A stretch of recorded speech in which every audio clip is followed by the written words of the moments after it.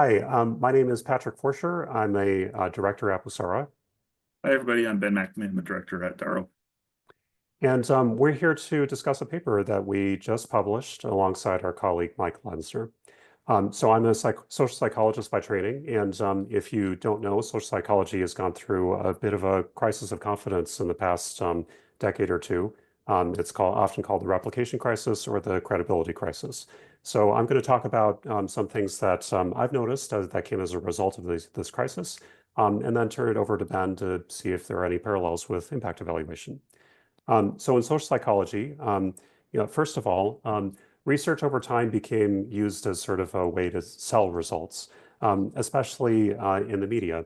Social psychology has kind of a special relationship with the media, and over time, this incentive developed to do studies or do research that would catch the attention of journalists rather than necessarily research that would be credible. And that leads to, of course, less credible results overall. Second, social psychology, as with other academic disciplines, is a pretty pressurized competitive environment. There's this term publish or perish. And the idea is that you need to put out a lot of output to make yourself competitive, but then the results or the research that does well in a grant application or in a job application may not be, again, the research that is the most credible. And then finally, over time, there developed this tendency to use research methods, which are supposed to improve rigor, as more persuasive or rhetorical devices to persuade the reader that everything seems sciencey, regardless of whether the research method was appropriate or used in a good way.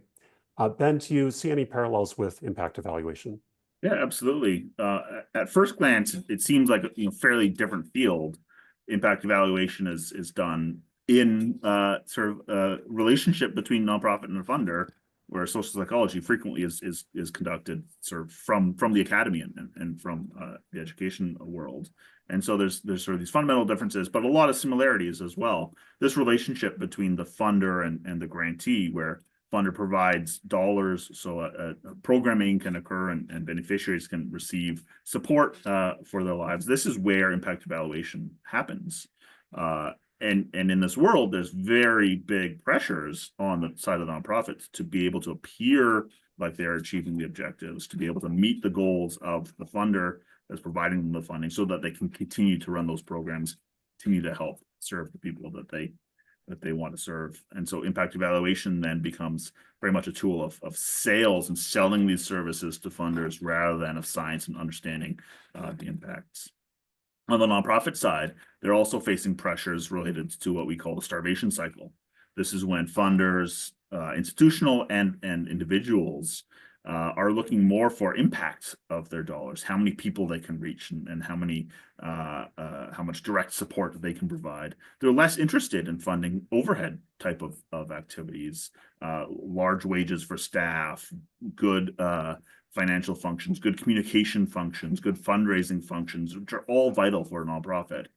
Also, evaluation is sort of one of those things where that's seen as a luxury to have, not a necessity to have.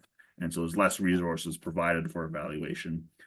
Obviously, down the line is going to have an impact on the quality of the research outputs and the outputs that come from that. And then the third similarity that we've seen is on the rhetorical rigor side, where we have, especially in international development, an emphasis, an overemphasis on the randomized control trial as the gold standard methodology for impact evaluation.